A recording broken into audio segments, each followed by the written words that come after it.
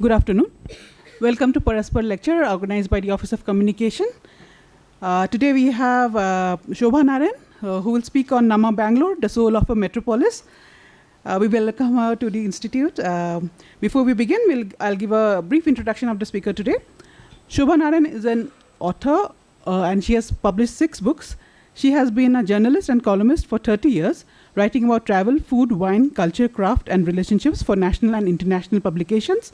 She has won a James Beard Award and a Pulitzer Fellowship. She has taught and lectured at universities in India and abroad. She is interested in Indian aesthetics and has researched in influences on jewelry, music, textile, and scents. She founded and co-created a website called Project Loom, which documents the weaving traditions of India. She's a birdwatcher, wine drinker, and gadget geek. Her lifelong mission is to get fit without exercise and lose weight without dieting. That's what I found when I looked up for her. And also, interestingly, she has also taught our undergraduate students, and she has, helped them make, taught them art. And in her course, the students have made beautiful artworks, beautiful sculptures, and we still remember them. It was many years ago, but we still remember them. And so let's hear it from her. Today's talk is about her new book that was published this year. Yeah. So please welcome her.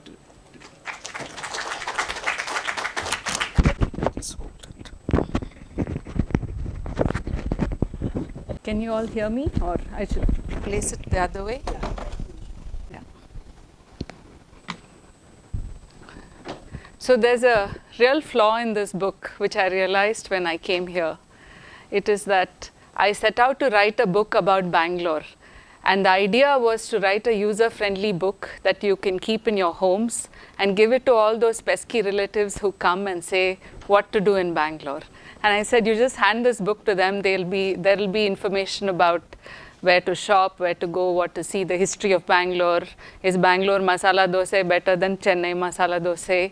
Why do Kannadigas prefer one color chutney as opposed to a rainbow colored chutney? So this has, from the mundane to the metaphysical, I've tried to write about it. But there are 2 strong areas where this book doesn't touch upon. One is the Army, the Air Force, and the Navy presence in Bangalore, which is very much linked to ISRO, which is very much linked to the sciences, which is why I'm here, thanks to Bitasta's invitation. The sciences in Bangalore are not beyond a casual mention.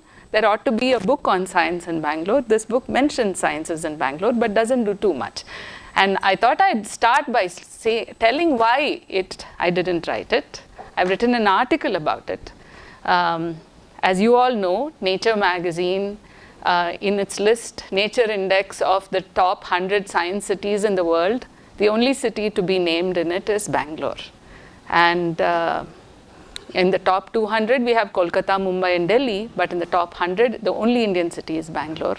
And there are 41 research institutes in Bangalore, including, and most premierly, of course, the Indian Institute of Science, but also NCBS and NIMHANS and many others.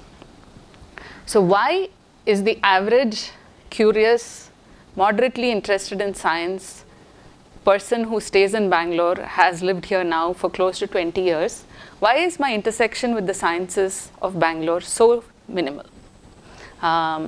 If you ask a journalist who writes general interest stories, this is not scholarly articles, this is not for academic publications. I'm a curious general interest story. My ambit is Bangalore. I write a column every 2 weeks about Bangalore. So I was thinking before coming to this talk, here I am talking at India's premier science institute, and how come I didn't? The general answer given was, our scientists work in silos, how do you understand theoretical physics, and how do you deal with the chemistry, it's very hard. Actually, all of you scientists don't work in silos.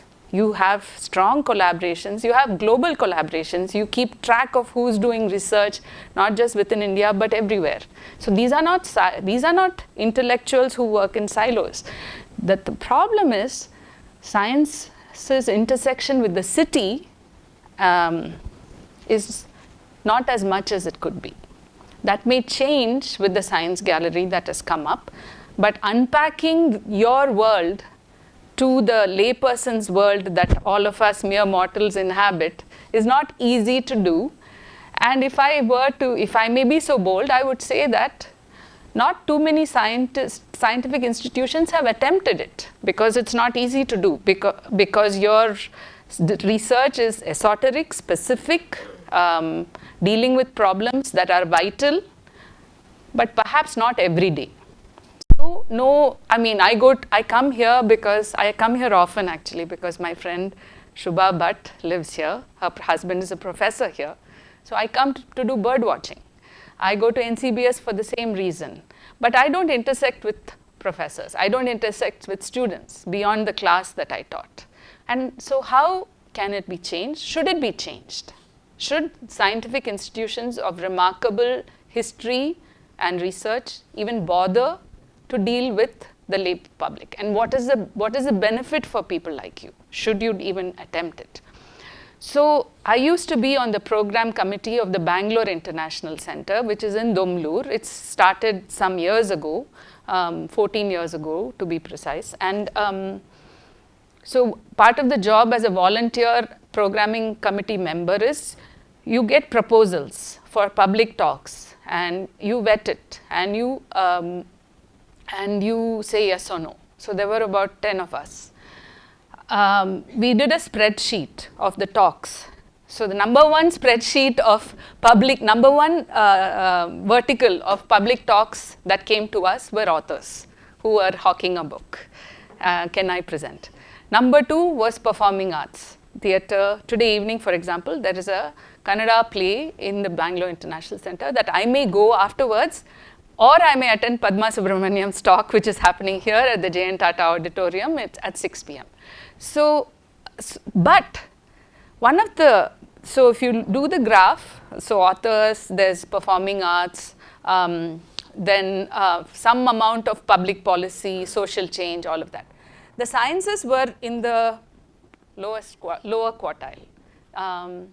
So we actively sought out scientists who would come and talk to us.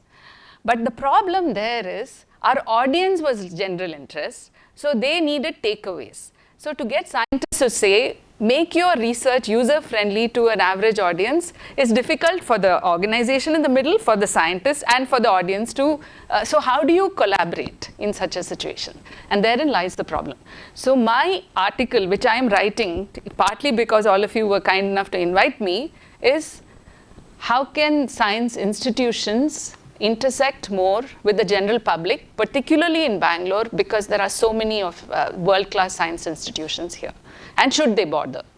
So there's a book that you all may have read, and the title is very provocative. It is called When Ideas Have Sex.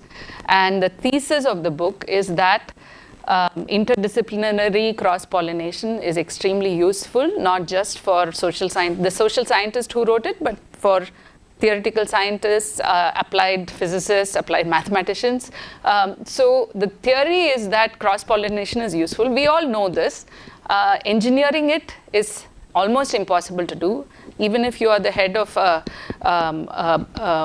research lab here, if you are the head of a department, or you're the head of the IISc, you can't engineer this cross-pollination. You can engender it. Now, as a wordsmith, the two things are very different. Engendering is like a chessboard. You put all the things in place and hope some magic will happen. Engineering is saying, okay, if I do this, this will happen, and this will happen. So this cross-pollination cannot be engineered. We tried in BIC. We tried, getting scientists to speak, and then getting the general public, non-scientist general public to listen, and then connecting them. That engineering it failed. Engendering is something that only you all can do, because some of you are doing research that is understandable by me. Some of you are doing research that is not understandable by me. Do you want me to understand? Do you care? Do I care? So these are questions that only a research institute like Indian Institute of Science can answer. And as someone who loves this institution, and as someone who actually cares about science, even if she doesn't understand it, all of it, I think you should I think it matters for IISc to have the outreach such as the Paraspar talks to get people inside and outside to come and talk to you. But that's not enough, because I've seen the Paraspar talks having one-off lectures like this, and I've seen, you had Sam Pitroda, you've had a fantastic, you had a LGBTQ activist come and talk, you've had authors, you've had social scientists, you have politicians. Okay, so let me give you my formula. Having said you can't engineer cross-pollination, let me give you my thesis of how this can happen, and that's what I say, is that you need a community of non-scientists to come on a regular basis to this campus, hang around in the lobby, have chai, discuss, meet scientists that they care, that just in random places, and have a conversation on a consistent, sporadic, but organic and continuous basis. So that essay that I just wrote, because I came here, will go in the new edition of this book. So with that, I come to this book. What is Namma Bangalore about, and why did I write about it, and why should you care? So I've written 6 books. I'm a food writer. I got my writing chops because I won an award called the James Beard Award, which matters to a niche group of people who write about food. They call it the Oscars of food writing. So that's how I made my career. And the way I got the award was that the New York Times announced a long time ago that you should write a 150-word essay on food, something about food, and we will choose our restaurant critic of the New York Times, which happened to be a woman called Ruth Reichel, will choose the essay, and you will get $1,000 for dining in restaurants in New York. As a poverty-stricken student, this was a lot of money, and this was fantastic. So I wrote, as did many others, and Ruth chose my essay. And the essay was about growing up in Chennai and wanting to leave the conservative but loving family that I was part of, escape to America, and I made up this thing. I said, my grandparents said, if you cook us a meal and if we like it, we will let you go abroad. And they were certain I would fail because I had not cooked. So then the whole 150-word essay was about how I made this meal, and then they ate it, and then my grandfather burped, and the last line was, my grandfather burped, I could go to America. So it is hard to write a 150-word essay. You can write 800 words, which is the length of most columns. I write columns for a living. I'm on contract with Hindustan Times. Every week I write 800-word columns. That's easy to do. 150 words involves a distillation. So I write about food. I like wine, so I write about wine. I write a column on wine for a magazine called Sommelier India. As Bitasta said, I write about textiles and crafts. I inhabit the worlds that are sort of a null set to my husband, who is in finance, and finance and science and politics are very, very minimal interactions in this book. So then an editor came to me and said, you have been writing this column called Bangalore Talkies for 4 years. Why don't you make a book out of it? Make a user-friendly book out of it.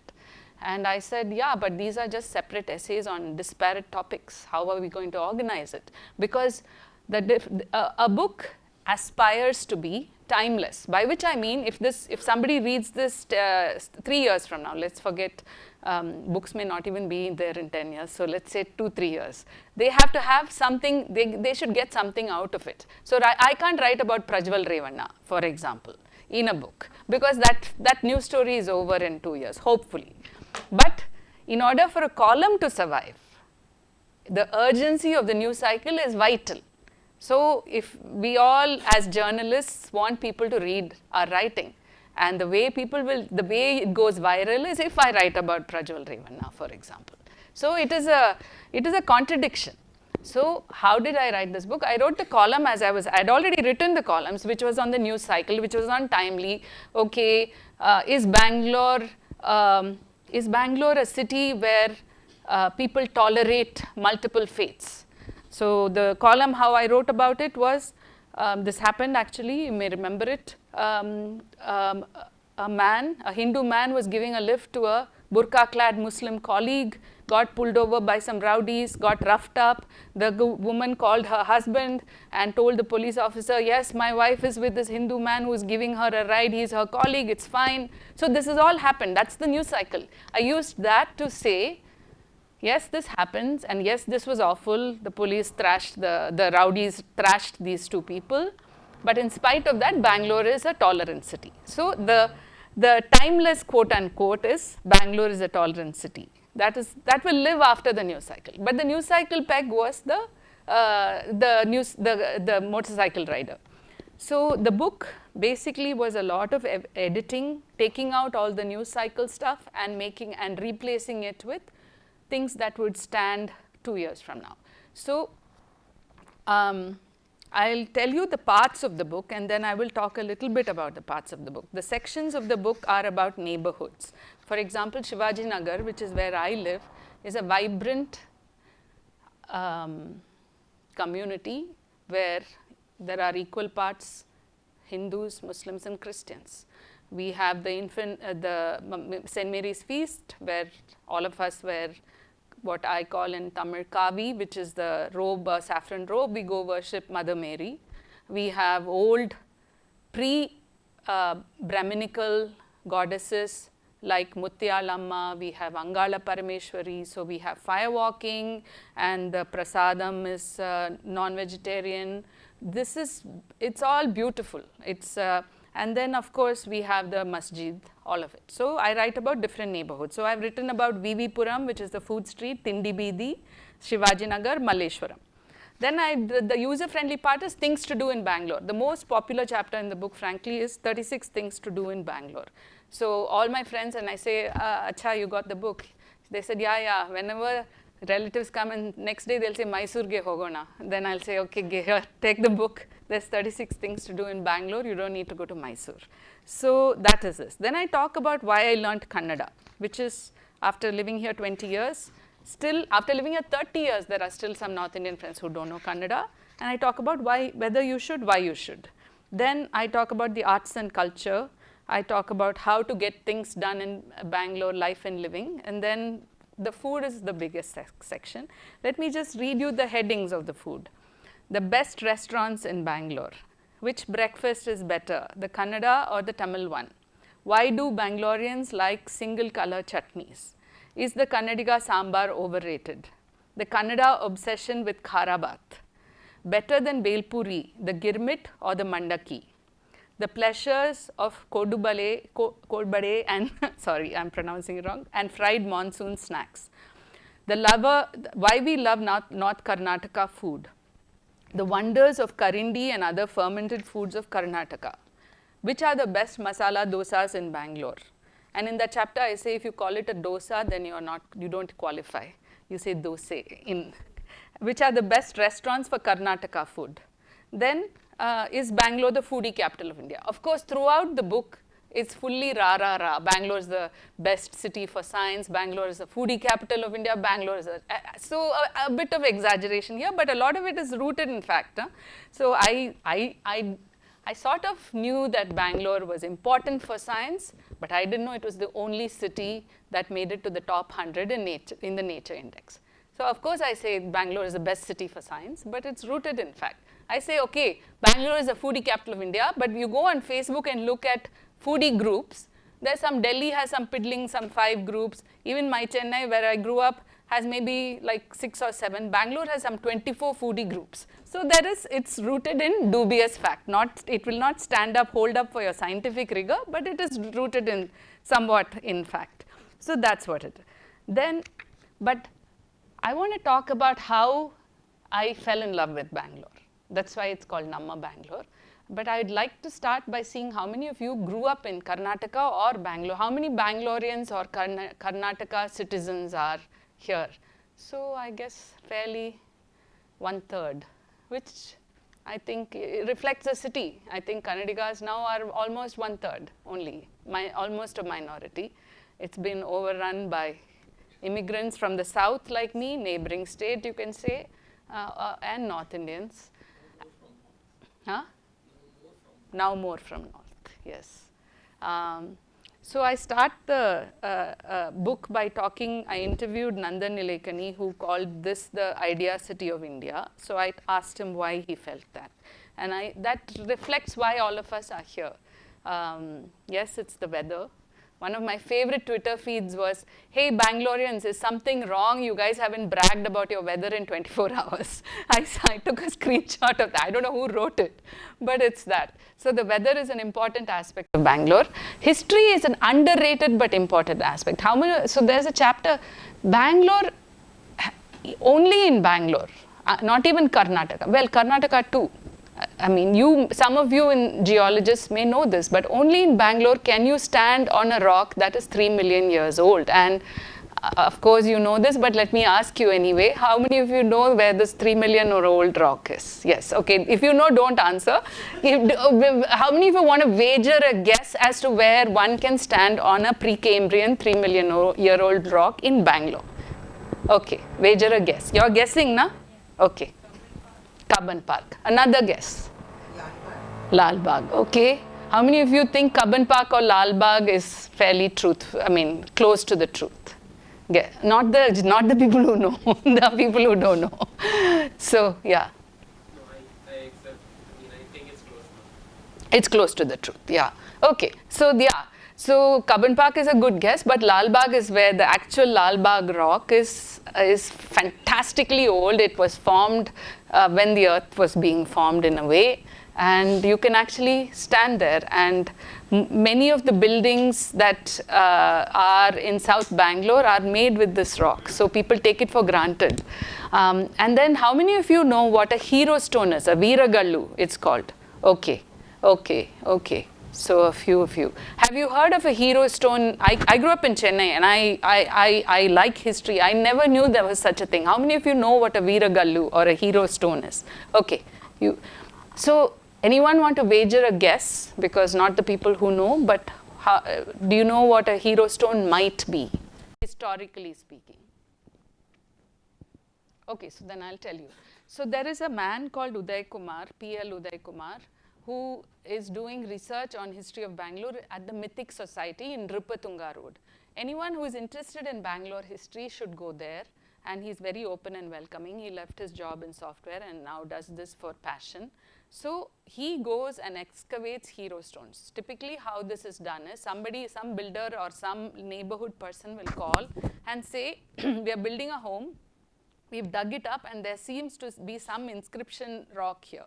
So you go there, and it is, these rocks are called hero stones because typically they include Grama Devata or the goddess of the village, they include a Ganesha or one god, and then they are usually placed at the edge of the kere or the lake, and Bangalore was a city of lakes. So these were hero stones which were citations, commendations, all are certificates. This is the ancient version of it. This is to say,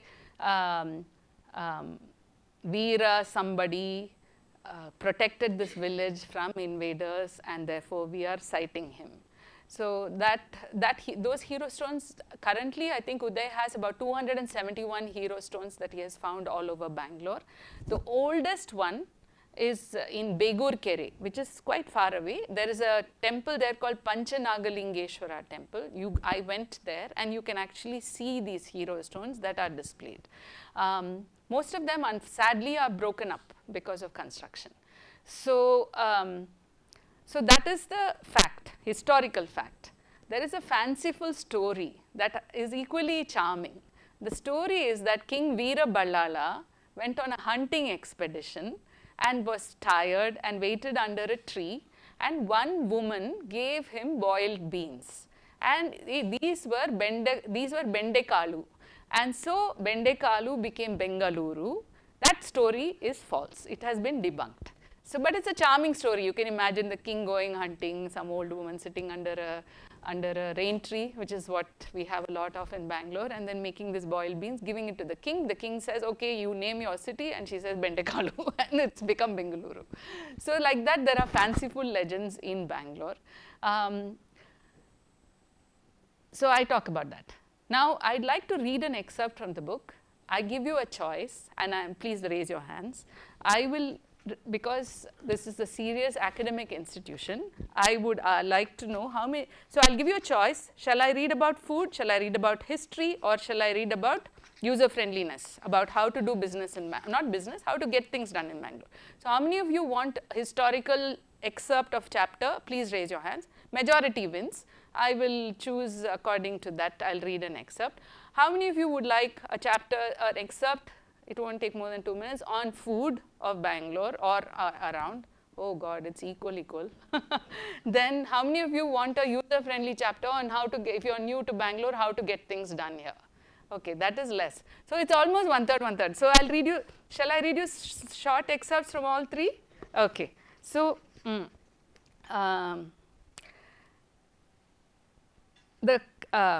I'll start with the food one because that got so much controversy. I wrote it and then suddenly all family WhatsApp groups of my Kannadiga friends, it exploded and they would forward me all these articles, all these messages saying this girl doesn't know anything. Okay, so this is, but it's also a fun chapter. Which breakfast is better, the Kannada or the Tamil one? And I only chose Tamil Nadu because our tindis are fairly similar, idli, dosa and vade. In Bangalore, it's hard to get a bad vade, by the way. So this is how it is. Which breakfast is better, the Kannada or the Tamil one? In Karnataka, breakfast is a duet. In Tamil Nadu, it is an orchestra. I may be wading into the Kaveri here, but the question arose recently about which breakfast was better. Naturally, the Kannadigas thought that the Tamil sambar was the pits. It lacked jaggery, which gave the sambar that sweet sour flavor that Kannadigas love and Tamilians hate. The Tamilians thought that the Kannadigas did not know how to serve idli or dosa. Where are the tri-colored chutneys? Demanded one. Why is the sambar runny? As far as vades go, both parties agreed that the Karnataka had cracked the medu vada or uddin vada as it is called here. In Tamil Nadu, you get soggy, tired vadas, unless you do some due diligence and choose the right hotel. In Karnataka, and specifically in Bangalore, it's hard to find a bad vada. So the real question has to do with idli or dosa. Which do you prefer, the Chennai or the Bangalore version? But first, let me lay out the rules of this particular battle. It is based only on Tindi restaurants or tiffin restaurants called darshanis in Bangalore. Your mother's idli or dosa may be the best in the world, but we do not have access to that. However, we have access to idlis from Veena Store, Murugan Idli and Brahmin's Coffee Bar. So the question is, which side of the state border makes the better idli or dosa? Some part of the, so then I go on to, I come up to a conclusion.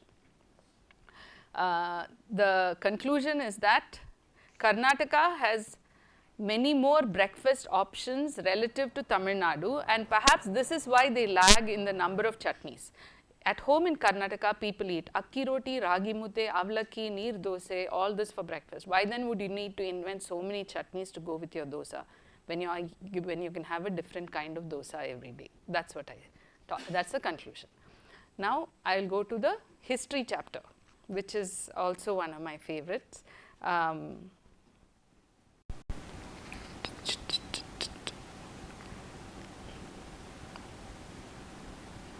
10 mind-blowing things about Bangalore's history. Since it's only 10 and it's a short chapter, maybe I'll read it to you. Okay. There is a persistent narrative that Bangalore is a new city, compared not to just North Indian cities like Delhi that flaunt their histories, but also neighboring ones like Chennai or Hyderabad. Bangalore is often dismissed. Can you hear me? I think the mic went out. Maybe I did. There's a persistent narrative that Bangalore is a new city, not just compared to Delhi, which flaunts its history, so many Mughal invasions and all that stuff, but also compared to neighboring cities like Hyderabad or Chennai. Bangalore is dismissed as India's Silicon Valley that has morphed from a sleepy pensioner's paradise into a garden city. But this is not true. All over Bangalore, you can find inscriptions, some of which date back to 517 CE. That is a long time ago, says P.L. Uday Kumar, who calls himself a citizen historian, but is in fact an expert on Bangalore. He points out, and this is the interesting part of this chapter, when you think of Indira Nagar, do you think of it as ancient Bangalore or new Bangalore? New Bangalore, how many of us think of Indiranagar as this new Bangalore? Most of us, na? You go to 12th Main, hopping with pubs and this and that, all the eateries and everything. So Uday's thesis, which, I mean, not even a thesis, it is a fact. Uday's thesis is all the parts of Bangalore that we think of as new Bangalore are in fact the ancient parts of Bangalore. And all the parts of Bangalore like the Pete, Chickpete, all of that is relatively new. So that is the takeaway from this chapter, is that new Bangalore is actually really ancient. So heritage buffs abound in, so he points out that various areas in Bangalore such as Indiranagar are 1,000 years old. The same is true for JP Nagar, Domlur, Marthahalli, all of which we associate with traffic, snarls and pubs and breweries. Heritage buffs abound in the city and they are interested in epigraphy, inscriptions, temples, hero stones and pretty much anything old. I met Uday a few years ago when he showed me a Veeragallu in Hebbala, which if you know Bangalore is among the most congested areas in the city.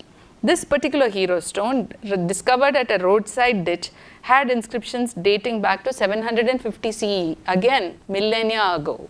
So it commemorated the valor of one Hebbala Kittaya who was martyred while defending an attack on the village. He is the first Bangalorean whose name we know, so many of us call him Bangalore's first citizen. So Hebbala Kittaya is Bangalore's first. So like you have voter ID, this is the first voter ID that he got. So then I list the 10 things. About one I told you, Bangalore is linked to the Earth's beginning, some 3.5 billion years ago. The Dharwar Craton, now considered the oldest part of the Indian peninsula, was formed. And below the Dharwar Craton is the equally old peninsular Nice, I am pronouncing it right. The beauty is that you can see this Precambrian rock in Lalbagh. Then the second thing is, which I didn't know, Roman coins have been found in Bangalore. A long time, in 1965, when they were constructing a runway in HAL airport, which used to be the Bangalore airport at that time, they found a pot containing 256 Roman silver coins. Much earlier in 1891, while building a railway line in Yashwantpura, 163 Roman coins having the faces of all these Roman emperors we hear about, Julius, Augustus, Tiberius, all of it was there. So this means that the Roman Empire fell in 476 CE. This means that these coins arrived in India before 476 CE, which means that Bangalore was doing trade with Rome before that time. So yeah, Bangalore is very old. HAL airport is not just congested Marthahalli and all that, it is Roman coins also. The oldest Bangalore related inscription goes back to the now infamous Silk Boat Junction. It is an area called Begur, which I told you about. It has a temple inscription going back 1100 CE. Oldest temple in South India, older than the ones in Tanjavur, where you have the big temple in Tanjavur, the Brigadishwara temple. A lot of it is branding, Bangalore has not branded itself well at all. Whereas if you think of old, people talk about Delhi and everything, Bangalore somehow as a government and as citizens, the storytelling is a bit lagging. So nobody knows that we are such an old city. Then the Veerabalala story is not true. I say that, that's number 4. Number 5, the man who found the Begur inscription, Dr. Narasimhachar, the former Directorate of Archaeology and Museums, has written and dismissed the Veerabalala story, and I quote him. Then when I say that the number 6 is all the old parts, Chickpet, Balepet, all those areas are relatively new. Number 7, Domlur has a beautiful Chokanada Swami temple that goes back 1,000 years. So that is that. Inscription stones widely abound. And Uday has a nice quote. These inscription stones are like the ATG receipts of today, except the donation is forever. So these inscription stones commemorate a huge donation given by people. Then all of Bangalore's famous lakes are man-made. Alsur Lake, I live near Alsur. Sankey Tank are the youngest lakes. Belandur Lake with its soapy overload is 2,000 years old, as are Begur and Hebbal lakes. We know this because Durga idols have been found near the lakes, and traditionally Durga idols along with Ganesha and Kshetrapalaka idols were built to safeguard lakes. So like that. That is the historical aspect. So I've covered food, I've covered. Then there's the user-friendly. how to get things done in Bangalore. You said half an hour, it's already 4:42. I'll stop with this and then I will take questions. How to get things done in Bangalore. I will stop with that. That's actually a funny chapter.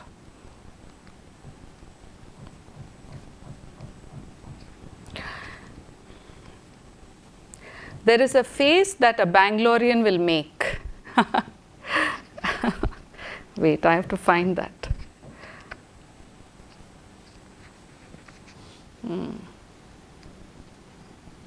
Okay. Okay, I think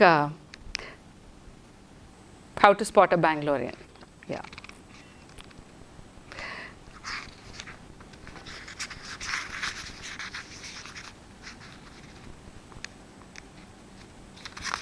This sort of was quite forwarded quite a lot. There is a face that a Bangalorean will make when you ask him or her to do something. It is a contortion, almost comical in its sincerity. It says, what you are asking for is currently very difficult for me to do, but I really want to accommodate and help you. So please help me help you by downsizing your expectations, if possible to zero. Then we can just get along and have a bite to coffee together. As an honorary Bangalorean, I have spotted this face often in plumbers, mechanics, sales managers, and sari sellers. It comes out when you urgently need something and they need to have their uta kapi tindi or something else. I have myself made this face when somebody asks for a favor, to buy time, to say no without really saying no. It is a face and a hand gesture that sort of seems like you're grasping a lotus by the stem, and a look that says, Swalpa adjust madi. And then I talk about all this, how to get things done in Bangalore. Bangaloreans do this often without drama of us. We take things in our stride. If you give us a jolada roti, we'll eat it. Ragi mudde balls, you say, fine, we'll have it. Akki roti, no problem. We'll enjoy it fully, especially if it has a sabzi ke sopu or dill leaves. The point is that every Bangalorean savors the moment, is grateful for what is given, doesn't make a fuss, tries to cultivate humility, and lives life to the fullest. You can see this in the way we stand around our tiny roadside hotels, taking small bites of our vades and chatting quietly with each other as the morning sunshine filters through the gently swaying rain trees. You can see it at airlines hotel where we sit in the young morning sun and take slow sips of coffee from glass tumblers. Road rage is minimal here, even though the traffic snarls are there. Sure, the Uttara Karnataka folks or UK folks have fire in their veins, are known for their slang and swear words, all of which comes out fluently and have exact correlations to their Hindi counterparts. What do you think Sule Maga or Baddi Maga mean? But even the firebrands from other regions in Karnataka calm down when they come to Bangalore. Why is that? For a city of some 13 million, Bangaloreans are among the most genteel people in the world, in India, if not the world. Ours is not the formal politeness of European cultures. Our gentility comes from within. And why is that? I don't think we know the answer ourselves. Okay, everybody says it has to do with the weather. Every day here is like April in Paris, complete with blooming flowers and trees. One other reason could be the Bangaloreans' ability to adapt and adjust, because Karnataka is becoming more diverse than most states. We have to get along with a variety of folks. So then I talk about different Karnatakas. There's no one Karnataka. There is Tulu Nadu, there is Uttara Karnataka, there is Kalyana Karnataka. So then I talk about all the different aspects of Karnataka. So with that, it's 4:45. I will end the talk, but I'd love to take questions. I'd love to, if you want to hear about the writing process, if you want to hear about aspects of the book, I'd love to talk, or we can just chat after. We can close the formal thing and we can just chat.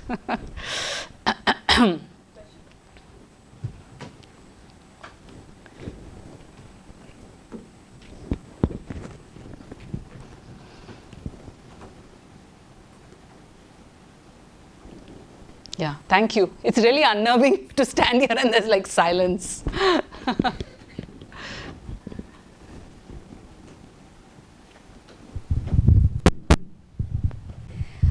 I'm just curious to know your thoughts on how they call the city right now, versus Bangalore versus Bengaluru. I am a Bangalorean, born and brought up in Bengaluru. And sometimes I'm used to saying Bangalore, but when I talk in Kannada, it automatically comes back to Bengaluru. So I'm just curious to know what your thoughts are on that. I think Bengaluru is a much nicer way to call it. In fact, I told my editor we should call it Namma Bangalore. He sits in Delhi. He had a very valid point. He said, Shoba, in Amazon, when people search for books, do you think they'll search for books? And he meant it pan-India, not just... he says, if a Delhiite searches for a book on Bangalore, do you think we are going to write Bengaluru or Bangalore? I said, probably Bangalore. He said, somebody sitting, suppose a Indian family in New York, what do you think they'll search for? I said, Bangalore. Then he said, we can't say Namma Bangalore because your SEO ratings will be abysmal and the book will not sell. So, Namma Bangalore was a compromise. If I had my way, I would have said Namma Bangalore. I think when Peking was changed to Beijing, when Bombay was changed to Mumbai, and when Madras was changed to Chennai, there was all these so-called old Bombayites and old Madrasis, all including me. Everybody said it's going to be, what a horrible thing. This decolonialization, as I call it. But now nobody even pays attention. So I think Bengaluru will become the norm after a while, and maybe they will search on Bengaluru. Until that time, it will be Namma Bangalore. So somebody in the front had raised their hands.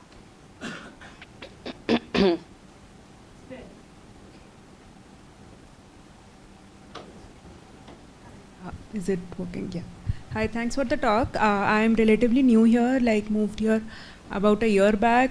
Where can we find people like you who are generally, like where do you guys hang out? Like, Okay. where? Okay. Good question. Yeah, so like people interested in generally in heritage who can like educate us, just chill, hang out. Yeah. I think you should start an adda in IISc, then I'll come and hang out here. But for now, I'll tell you the places I go to.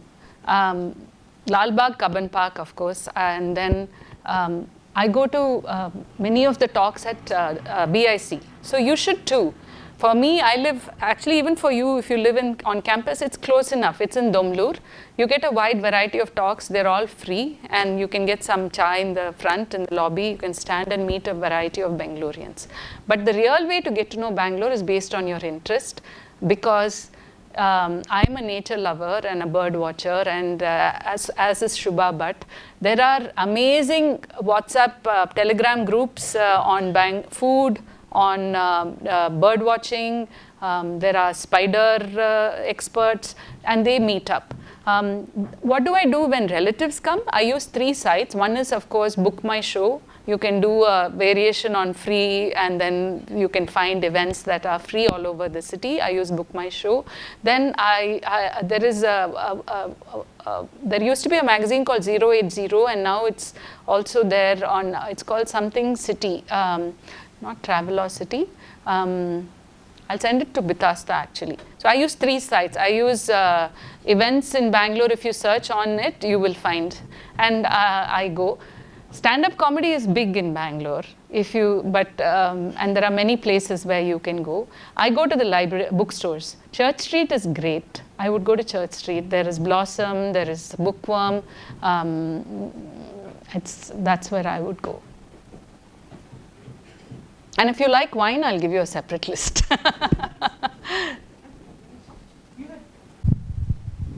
Yeah, thanks, Shobha. I wanted to know your opinion on this. So this is regarding what you'd consider as your future outlook for our city, and what is exactly what you look at as the current boundaries of what is Bangalore. Because I take my mother's example, and she kind of disparagingly looks at, for example, Whitefield, HSR layout, and all these other IT parks which are around the corner. But as Bangalore inevitably grows, yes, gets more people and things like that, it's going to expand. It's definitely going to go outward from what we consider the central Bangalore. Yes. And then you also read in the news, like few months back, we had water crises and things, and they're usually affecting these very, or at least my mother says, it's always happening in the new areas. Like yes, our good old Malleshwaram, Rajajnagar, we are doing fine because yes, things have been good here so far. So like just your outlook on how Bangalore is growing. Is it sustainable? And yeah, I got things it. along that line.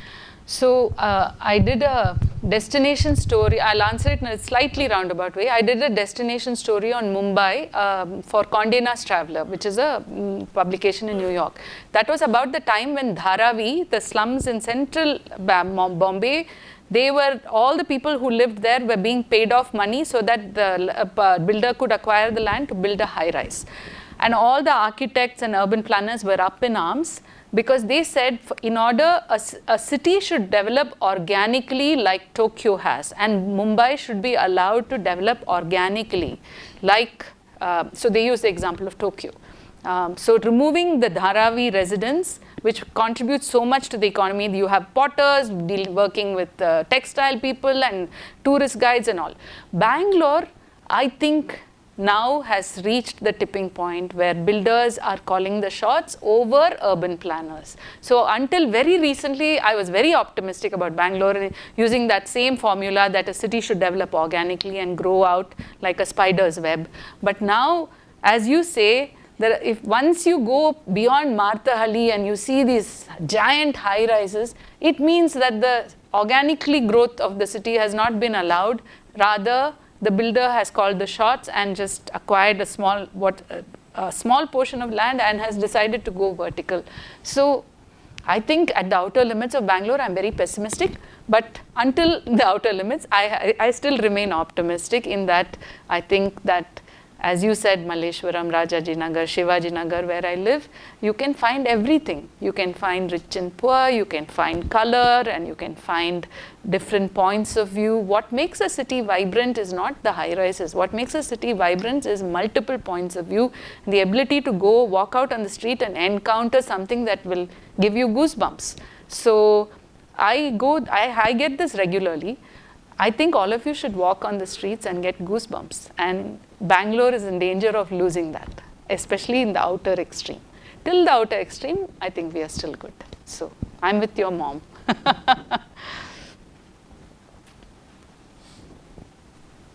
I want to know who are the people who controlling the Bangalore? Who are the people? Who controlling the Bangalore? Arey yaar, this is a very hard question. So I will tell you. You have to join an RWA, as I did. Every neighborhood has an RWA. Actually, you shouldn't. You are all scholars and students, so you do your thing. But if you live in Bangalore outside of IISc, you join a Resident Welfare Association. My Resident Welfare Association is run by, quote unquote, a rowdy called Saravana. That's his popular knowledge. That's how he is referred to, that rowdy Saravana. That's how. So I'm not saying any malicious things or something. I'm just repeating. So we go meet him to say, our streets are bad, we need a divider, the stray dog menace is too much, etc., etc. Some 20 of us go from our full street to meet Saravana. Turns out that because of the quota system, his driver Uday Kumar is the person who's running Bangalore, my Bangalore. Saravana stands behind driver Uday Kumar. His driver Uday Kumar sits on the street. He's the current MLA for our neighborhood. So when you ask who is running Bangalore, there is a man like Rabri Devi and Lalu Prasad Yadav, Saravana or Uday Kumar, we ourselves didn't know. But it's great fun to try. I think if you end up living in Bangalore and moving out of IISc, the way to find out who is running Bangalore is by joining your RWA and doing full activism, going and meeting him and threatening and negotiating and saying, what is this? Then the next day, somebody will come and clean up your street. And another 10 days later, again, somebody will be urinating on Goddess Lakshmi, or life will go on. So, who is running Bangalore? BBMP. Short answer if you want, BBMP.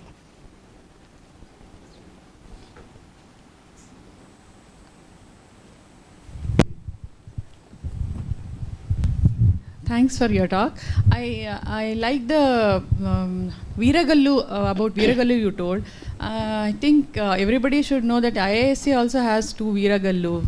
Really? Yeah, near the swimming pool. There is one. I'll go tell Uday. And also near my house where I stay in Vidyaranyapura, Veeragallu is there in one, the Dabbamasandra lake. 2 Veeragallus are there. It is actually placed there because some king killed one wild animal. That's what I heard. So you told me different story, so I just wanted to know. Okay.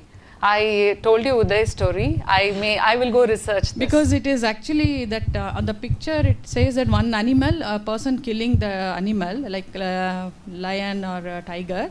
So that is there on the kallu. So it depicts that story. I think both can be true, na? So a Veeragallu where a man defends a village against an animal or an invasion can both be true. So I think the one that he was referring to may have been a human from some other village coming to. But this animal, I mean, these were done millennia, I mean 517 CE, long time ago. So I would speculate that your Veeragallu animals were much more populous here than they are now. Thank you. Thank you. But Shoba, Veeragallu nodbeku.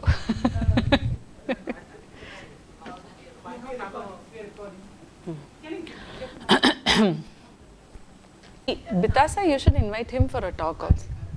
I'll give you his contact. Ma'am, I have just a comment. Why not have a section about the lost rivers of Bengaluru? Lost rivers of Bangalore. There are actually Arkavati is the main river, which has 3 tributaries to it itself.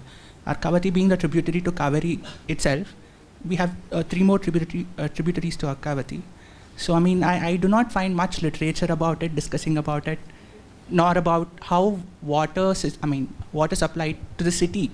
Not just the cascading system of lakes, but also the rivers that existed, which supported the city in its entirety as a whole through its course. That's a great point, Veeragallu.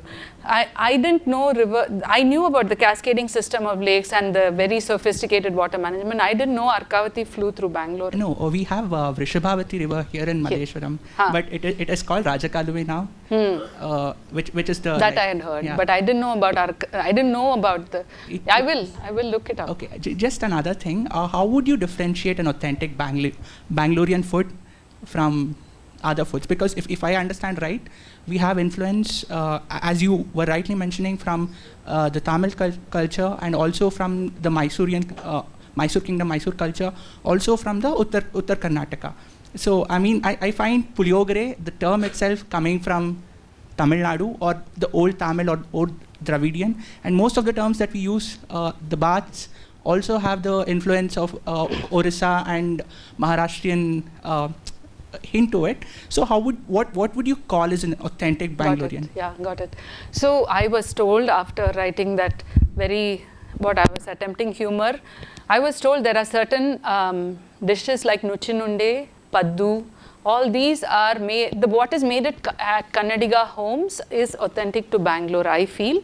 So I do write about them, not in the chapter that I read out. So Akki Roti is, you don't find it in Tamil Nadu or anywhere else. The Ragi Mudde, you don't find it anywhere else. So if you ask for authentic, I don't even know if the Ragi Mudde is Bangalore, because Mandya eats it. So authentic Bangalore food is what I would call the Gouda, the people in South Bangalore, what they eat is probably authentic, and people who have lived in the city for generations. So I'm told Nuchinunde is an authentic Bangalore food. People actually have it in their homes.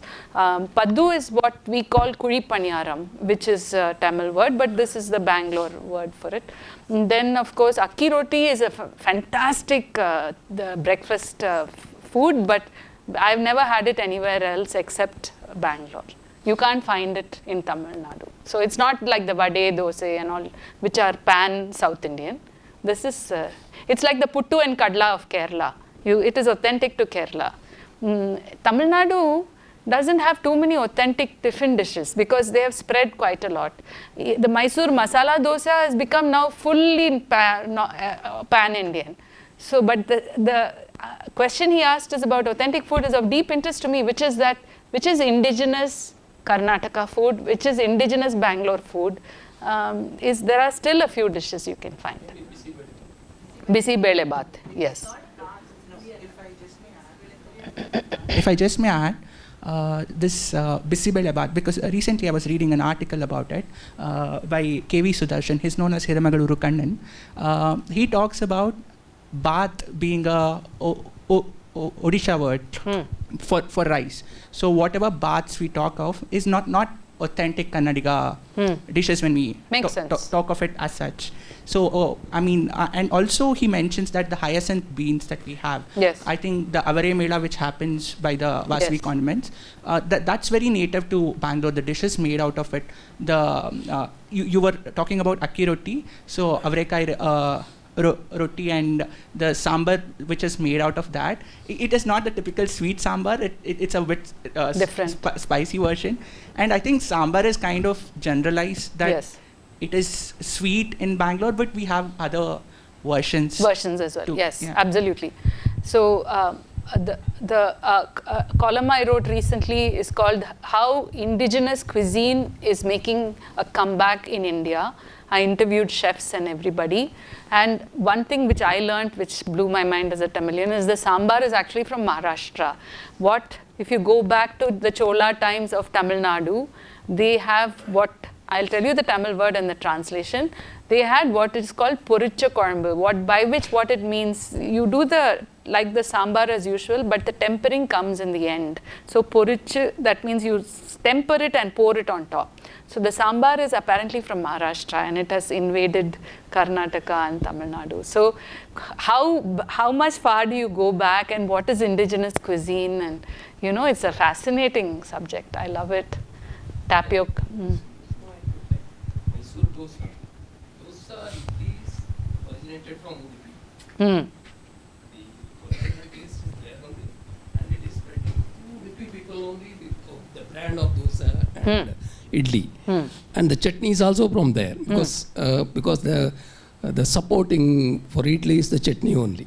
Maybe sambar might have joined later, but depending upon the location where it moved. You are from Udupi, sir? Yeah, I'm from that side only. I'm from Western Ghat, Uttar Kannada, not Uttar Karnataka, Uttar Kannada. So, so there also have different. Not Canara, not Karnataka. Not Canara. Correct. Sirsi. Yes. Yeah. So I was talking to Ullas Karant, who is Shivram Karant's son, and they are all from that South Kannada district. So he was saying that the Udupi Brahmins invented the masala dosa because they didn't want the onions to be visible, so they would cover it up, and it was how the masala dosa was invented because it was not considered sattvic. So I wrote that. But you're right in that the masala dosa takeover of the world began in Udupi. The sweet flavor of sambar has come from Maharashtra and goes to Karnataka and now to Bangalore. Now to Bangalore, rasam, saru, you can't get that sweet taste. Yes. Okay. So yeah.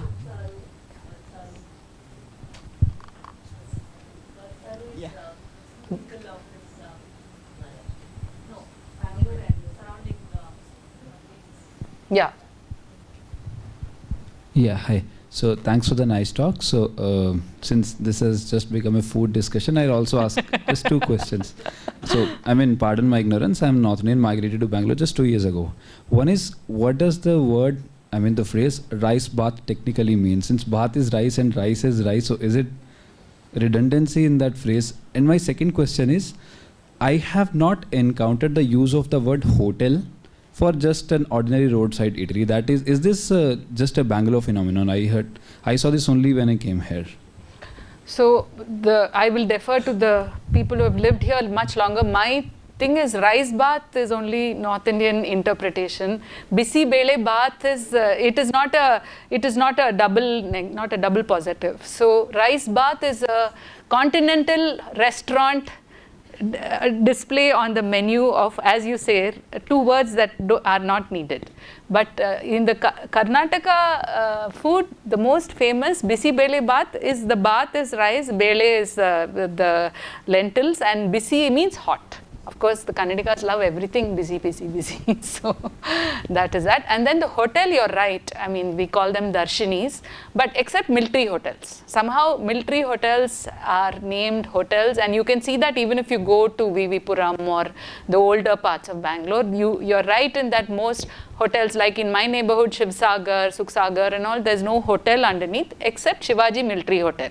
Hotel is there. Hindu military hotel, huh? Specifically, yeah. I had not thought of that, the word hotel was not mentioned, but. Shall we continue the discussion outside along with the tea? So tea is served outside, please join. Thank you, Shoba Narayan, for this delightful, crispy talk. We have a small token of appreciation. Can I request Sandeep Menon, my colleague at the Office of Communication, to give the gift to you?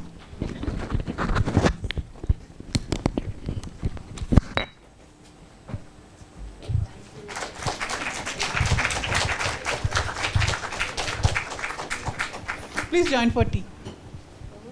So. He wrote it in Kannada.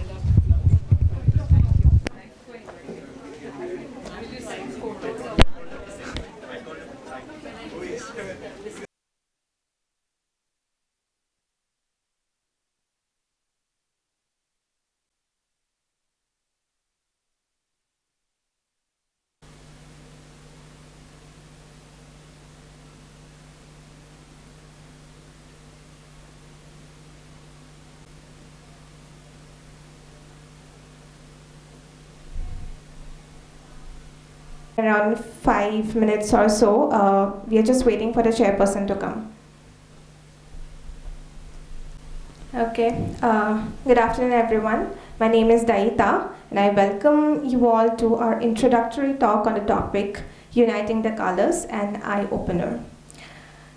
This is the first in a series of talks to address the LGBTQIA+ sensitization around the IISc campus. And there are more such sessions to follow in the upcoming months. Today's topic, as the name suggests, is simply an eye-opener or an introduction to the concept of a queer community. For this, we are honored to have Dr. Adarsh B. here with us today. Apart from being a consulting psychiatrist at the IISc Wellness Center here, Dr. Adarsh is currently associated with the Sri Siddhartha Institute of Medical College as an assistant professor in the Department of Psychiatry, and also the Manohamsa Psychiatry Center as the director. With his significant experience in the field of mental health, Dr. Adarsh will give a talk on this important topic, which will undoubtedly benefit our institute. Now, before we begin, I request Professor Raghuram Govardhan to felicitate Dr. Adarsh with a token of love.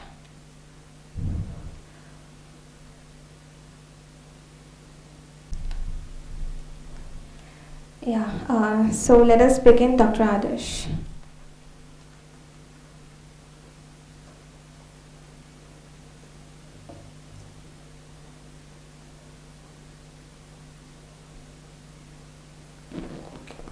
Good evening. So, I hope I am audible. Because crowds are less, I think it should not echo. Thanks for the warm welcome. So, we'll begin the session. So, the disclaimer is, as I said, this is very sensitive topic, and the content what is there is only for documentation purpose and for proceedings. So, nothing to be very taken personalized, individualized. So, we'll begin the session. So before going to that, so this is the outline of the session.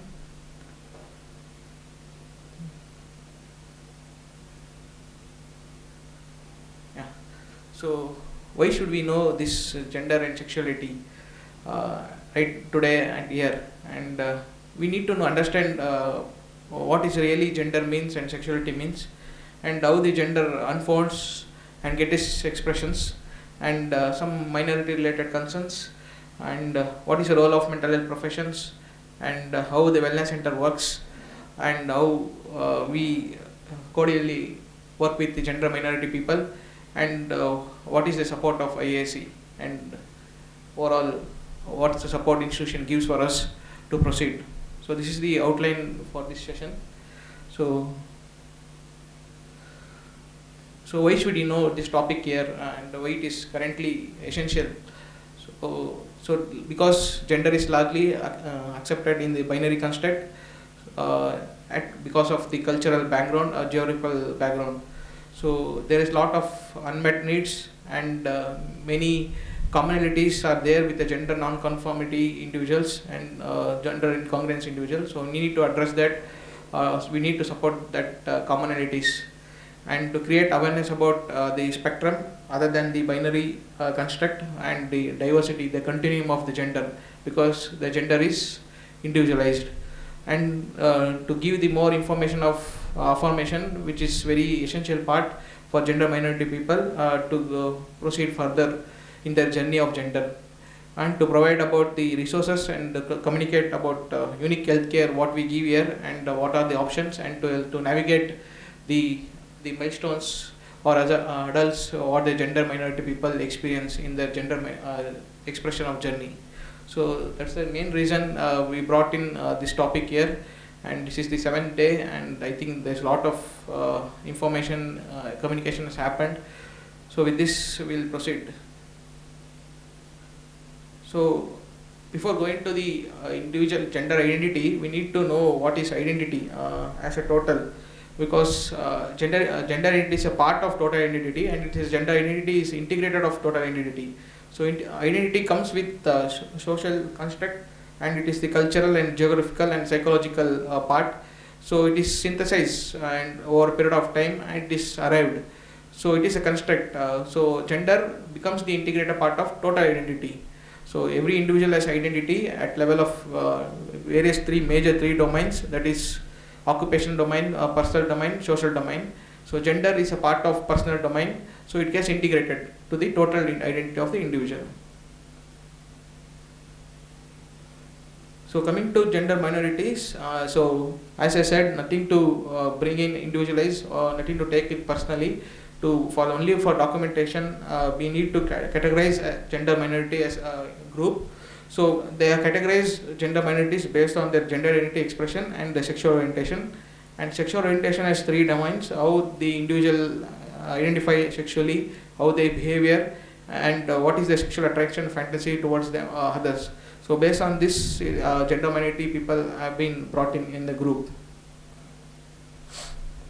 So before proceeding, so we need to know, once we understand what is identity, we need to know what is gender, how gender unfolds for individuals. So there are many terminologies. Before going to gender minority, we need to know what is cisgender. So what is cisgender? It is once the psychological gender comes in alignment of emotional or sexual anatomy of individual, it is called as cisgender. So there is a alignment with their gender, psychological gender, and sexual anatomical part. So that is called as cisgender. So this is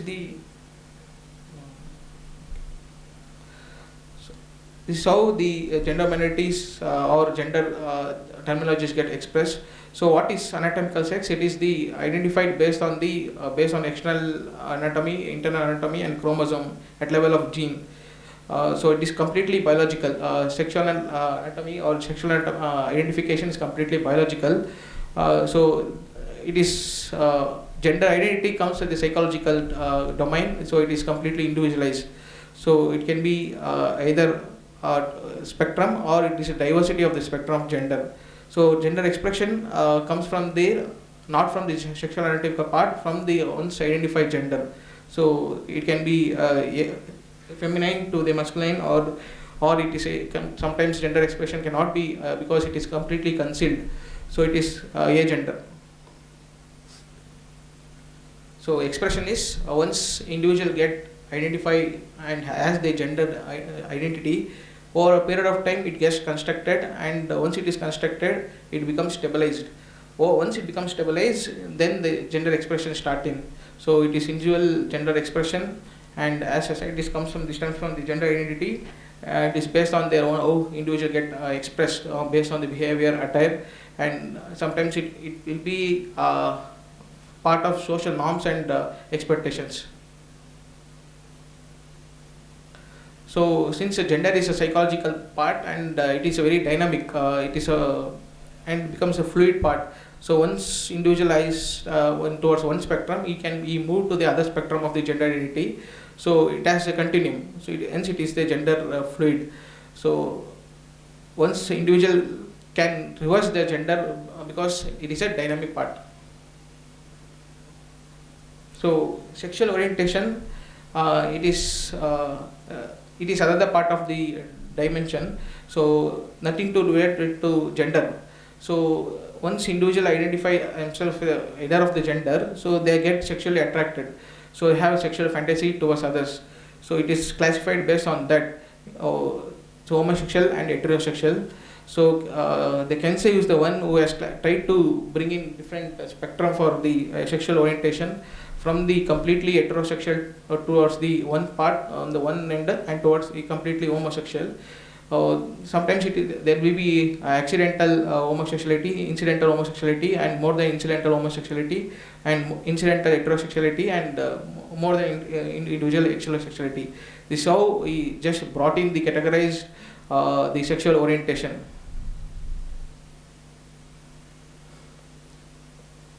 So there is new concept in the postmodern sexuality. Since it is also individualized, then we need not label the sexual orientation of the individual also. Any doubts in this terminological part? Because this is where most of individuals get confused. If any doubt, we'll take up.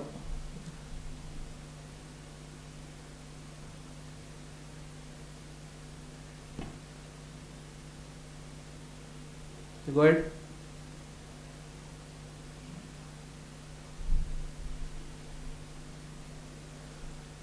So this is the milestone how the gender get unfolds. So the first question is what is my gender, followed by sometimes if it's not synchronized with the societal norms or binary construct, so individual get confused and the question rises, what is my gender? So gender disturbance comes in, and this is a major part or where the individual gets completely confused about gender. So they'll be looking for the options or looking for the same people who can have this same type of gender identity disturbance. So once it gets disturbance, because their assigned gender is not been aligned with their psychological gender, this is where the incongruence or dysphoria starts in. Once dysphoria starts in, there is a lot of distress get expressed towards individuals. Till they gets the acceptance of the gender, there is a lot of confusion, lot of distress, a lot of dysphoria. So this is a major step of gender minority people before they get express their gender. So since there is lot of stigma, lot of prejudice, and lot of bullying happens once they have because of the gender minority people, there is lot of concealment happens. So they start avoiding their expression of their gender. So once there is concealment, there is lot of psychological disturbance, and they won't confirm their gender to the society. This is the this journey of their gender minority people. So the coming out steps is wherein once there is lot of acceptance and there is no rejections from the close one or the society, then the coming out process starts in. The coming out is nothing but so expressing their gender identity, that is the psychological gender. So initially they get stabilized what is their gender, then they start expressing to the close ones, then towards the society, and they start living in their affirmed what you call as their psychological gender. So this is our coming out process. The coming out process start with exposing to the similar others, once they know their gender minority group, then to the significant others, and then to the critical others. So significant others are those their close family members or friends, and critical others are the ones other than their close family members. So this part is very crucial for the gender minority people, because if there is no acceptance and there is significant rejection when they express their gender, the next step is they conceal the gender, and the concealment gradually, if there is more the period of concealment, the more the psychological distress, and more it lead to the major mental health concerns. This is where we need to address as even the non-gender minority people also, to support them. We need to accept them, gender minority people, without any stigma or any stereotyped behavior or any prejudice. So this is a major milestone for the gender minority people. The more faster they expresses, the more faster the transition happens to the coming out process, less the psychological distress, less they are prone for mental health issues or concerns. So transition wherein once they come out and once they start living with their real life, real time experience of the gender, then they look for their complete alignment of their psychological gender with the sexual anatomical parts. So the transition happens. Transition has many steps, from the social transition, legal transitions, and their medical and surgical transitions. So it is mainly for the alignment of their psychological gender towards the sexual anatomical parts. So with after in the process of transitions, then they completely accept their gender and they start validating themselves. This is how overall the milestone of gender minority people. So every steps as adults, every steps has a lot of time period to get expressed or to unfolds. So every steps to be addressed, and one should know how the gender gets unfold for either for gender minority people or for non-gender people, so that the more acceptance, the less with the less stigma, less the mental health concerns for the gender minority people. Any clarification you need with this?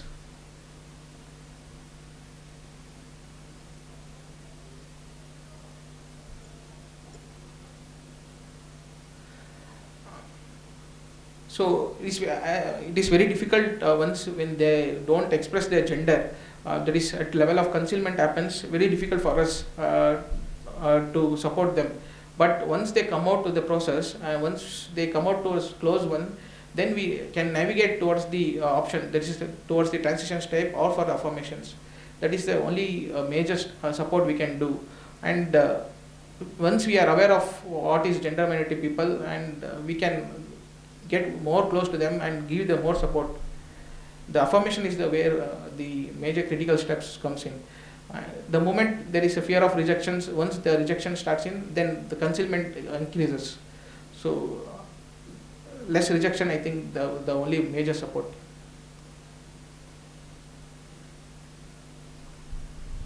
I'll proceed.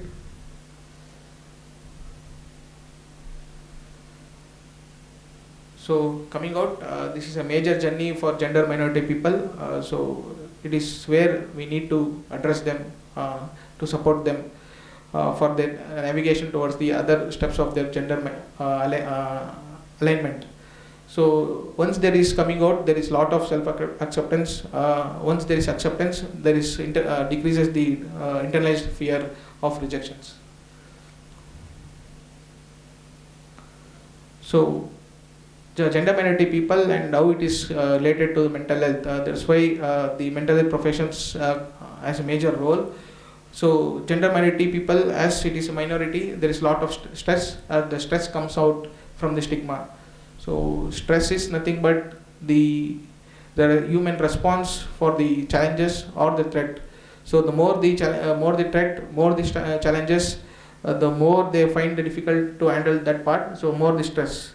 And stress comes from because of stigma associated with the gender minority people. So there are a lot of adjustment related issues comes with every steps of gender minority unfolds towards from the gender expression to the coming out process and towards the affirmation and the transitions.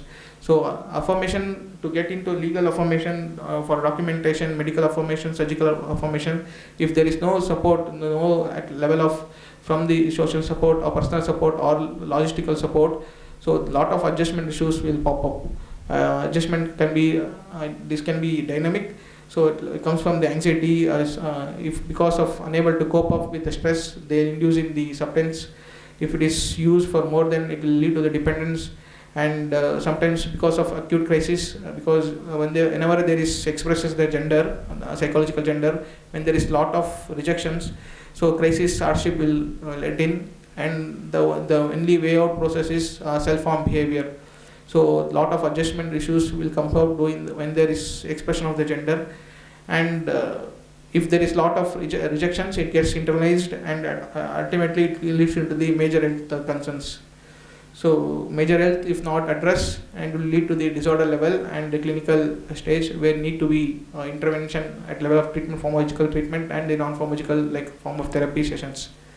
This is the major steps wherein for gender minority people, if there is lot of stigma, stress, if not handled, unable to handle, if not unable to cope up, is lead to the mental health concerns. So stress, it can be acute or long-standing, or sometimes it will be crisis. As I said, whenever there is not expression, if there is no acceptance, lot of rejections, they go into crisis, and there is lot of financial support is needed for the affirmations. If they are unable to find, there is no support, then again they go for crisis. So multiple crisis episodes, once the stress level crosses the threshold, it will lead into mental health concerns. So to handle the stress related to gender minor or the rejections, how to unable to cope, this is a major step. And the stigma, it is perceived or enacted stigma. The perceived stigma is because multiple time rejections, they feel discriminated, they feel they are being separated, they feel that they are isolated. So that's where the enacted stigma comes in. So once they have multiple times enacted stigma, though they perceive the people whenever want to express, they have the fear of rejections, so then it lead to the felt stigma. So when both the felt stigma and enacted stigma comes in, so the stress builds up, and the issues of fear of rejection will come in, and there is a lot of psychological disturbance. So this is the where we need to address, or some to reduce the stress. Only gender minority people need to express. The concealment period should be less, so that the fear of rejections will be less. So what is concealment? It is an attempt to avoid the negative consequence of stigma, but it will result in hypervigilance. So whenever they want to express their gender identity, so they see whether it will be accepted by the society or culturally. So if when they feel it is not been accepted, then they conceal and become they were very hypervigilant of their own gender, and this is the major cause for stress. So any doubt?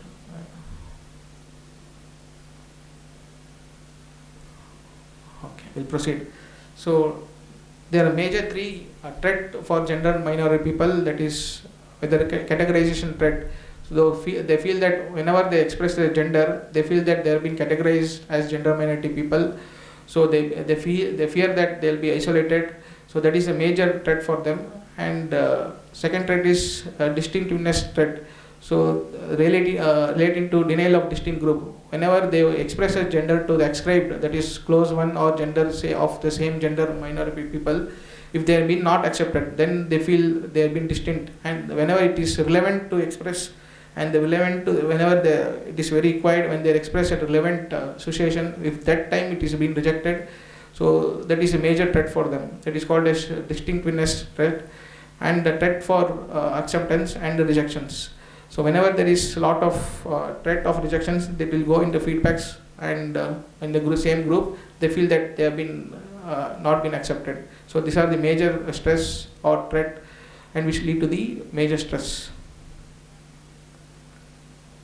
So as a role of mental health profession, as a group of psychiatrists, psychologist and social group worker, there is a lot of role and responsibility has, especially to support the gender non-minority people, to address their various challenges, and there is many commonalities for gender minority people, many unmet needs.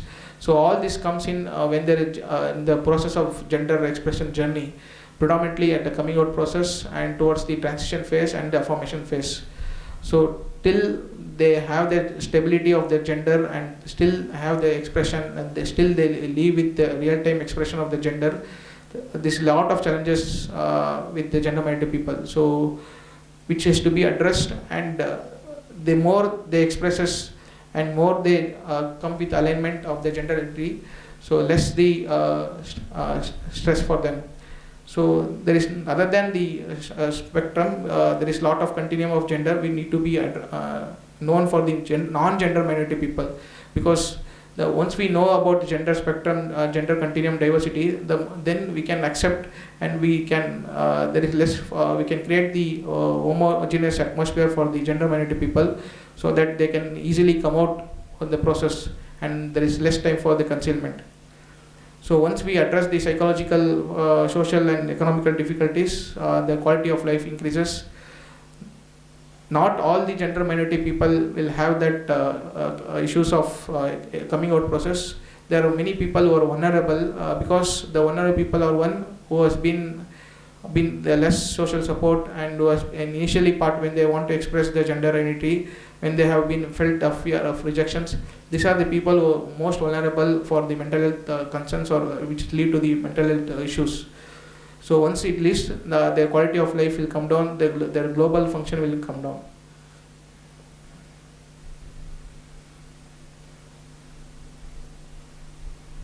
So the major part is how to handle the fear of rejections once they express the gender identity towards the close ones, loved ones, and to the significant others and critical others. So rejections comes in, and how to accept the rejections and how to get in the support system from the group, society or the cultural or the institutional level. So that's where in the role of mental health professions comes in. So because once there is minority, they have significant stress and they will cope up in many adverse coping style, predominantly going for self-harm behavior and substance use. So to nullify that, there is need for a lot of support and a lot of navigations to provide them these options for the alignment of the gender identity. So we create the resilience to cope up with the gender minority people, and we'll teach them a lot of coping skills because this is where they need to adjust to their society. So as a role of society, we need to understand the gender minority people, which can be understood only we are aware of the spectrum of gender and diversity of gender, and validate their gender identity. To be flexible in our thought process, just to reduce the fear of rejections for them, and facilitate for the further unfolding of the gender, and support for their legal and logistical support, medical support. So as a gender minority people, there is a lot of challenges for the clients because they are very unclear of their path. The first point of contact is very unclear, where to meet, where to get enrolled, how to get into their gender minority group. So this is where they are unclear of the pathways. And once they are able to find the point of contact, again for transitions there is a lot of logistical financial issues, and once there is poor family support, the ascribed family ascribed ones need to be very supportive, and there is a lot of certification related, legal documented related process for the affirmation of the gender. So that is a major challenges to find the legal proceedings, and the lack of specialties. Not all the centers, not all the healthcare providers provide the support for the gender minority people for their transitions. So lack of specialties, point of contact is very difficult. So these are the major challenges the client will enroll during the process of their gender unfolding. So what we do in a wellness center, so it is called as we are very postmodern identity, gender identities. We won't label any gender. This is completely confidential. We follow the major W path guidelines for the documentation for affirmations, and we provide there is a set protocols in the various steps for gender unfolding, and we assist because gender minorities, it is not any major health concerns. It's only the other part secondary to adjustment issues. We need to address that anxiety, mood disturbance, and if there is any dependence pattern of substance use. So once we assess the mental health concerns, then we'll support for the gender affirmations. There is many transition, that is legal, social, medical transitions. We educate them, we provide the options available because before going for the major sex reassignment surgery, they one has to undergo the therapy sessions, and next step is to go for hormone replacement therapy to be in the to experience the real-time expression of the gender, to align for the gender identity with the identified identity. And we address the major mental health concerns if there is any sleep disturbance, anxiety, or any self-harm behaviors, and we navigate towards the other affirmation surgeries. we provide the referral systems. There are many 2-3 major health centers where they can get their alignment surgery for their sexual identical part to get aligned with the gender identity. So these are the various support system we in the wellness center provide, and whatever it is very confidential, and we provide the support throughout. So as IISc, what we do, it is holistic support from the health center. So we have gender neutral approach in the health center also, and there is proposed sessions at a very frequent interval to get the information educations about the gender minority individuals, and there is continuous assistance from the administrative part in terms of logistics and in terms of financial, and there is continued care post alignment also. If there is any disturbance in the gender minority or gender, we provide the continuous support.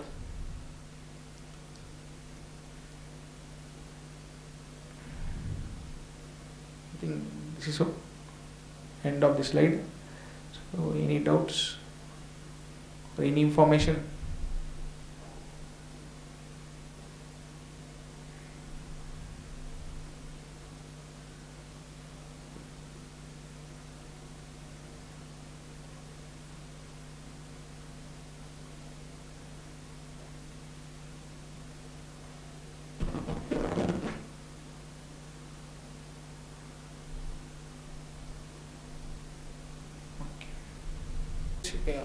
If you want, since it is confidential, if you want any clarification, any inquiry, you can just mail to this.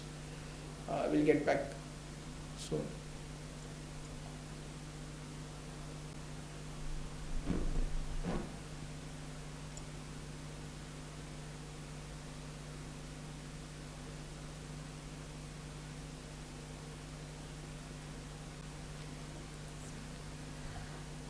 Thank you, Dr. Adarsh, for the talk, for enlightening us with this important information.